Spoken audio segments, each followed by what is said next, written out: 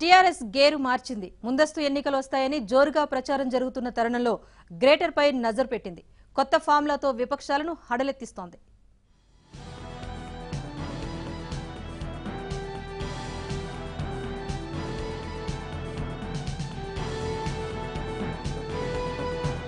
తెలంగాణ వచ్చాక విపక్షాలను బలహీనపరిచే ఏ ఒక్క అవకాశాన్ని కేసీఆర్ వదులుకోలేదు.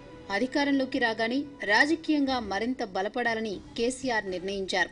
ఇందులో భాగంగానే టీడీపీలోని నేతలను తీసుకున్నారు. కొందరికి మంత్రి పదవులు ఇచ్చారు.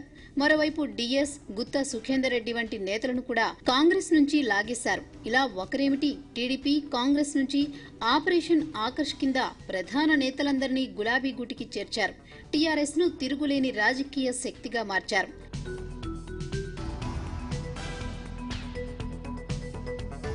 కొంతకాలంగా ఆపరేషన్ ఆకర్ష్ కు విరామం ఇచ్చారు. ఇదే సమయంలో పార్టీలోని ప్రజాప్రతినిధులందరి పనితీరుపై సర్వేలు నిర్వహించారు. దీంతో ఇతర పార్టీల నుంచి వచ్చిన వారికి టికెట్లు ఇస్తారేమోనని కొందరు గుబులు చెందారు.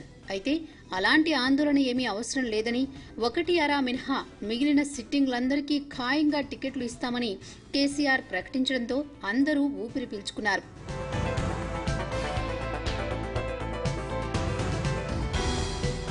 ఇదే సమయంలో జాతీయ రాజకీయాలపై కేసీఆర్ దృష్టి సారించారు. కాంగ్రెస్, బీజేపీయేతర ఫ్రంట్ ఏర్పాటు కోసం పలువురు నేతలను కలిశారు. అయితే మొన్నటి ఢిల్లీ నీతి ఆయోగ్ సమావేశం తర్వాత ఒక్కసారిగా కేసీఆర్ గేర్ మార్చారు.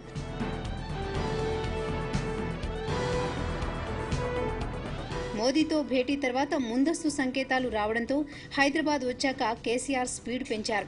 ఇచ్చిన హామీలను ఏడాది చివరికల్లా పూర్తి చేయాలంటూ అధికారులకు స్పష్టమైన ఆదేశాలు ఇచ్చారు. ఇటు ఆయా జిల్లాల్లోని నేతలకు దిశానిర్దేశం చేశారు.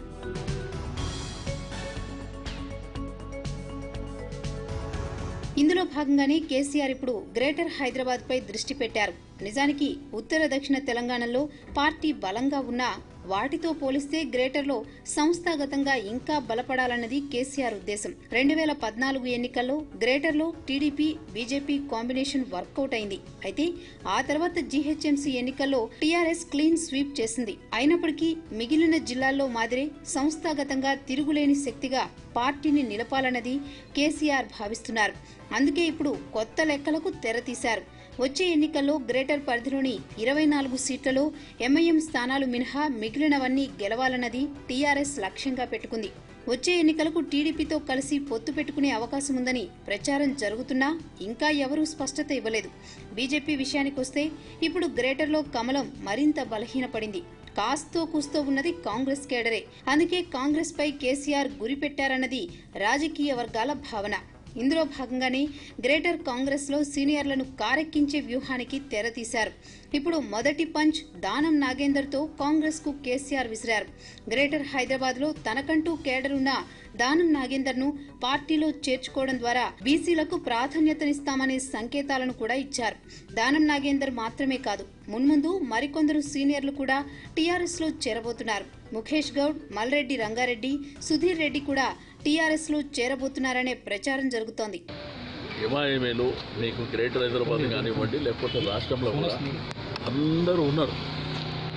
బట్ ఒకటి ఏంటంటే ముఖ్యమంత్రి గారి ఆలోచన పదే ఇప్పుడు రమ్మంటే ఏంటంటే ఒక వరద మాదిరి వస్తుంది రమ్మంటే.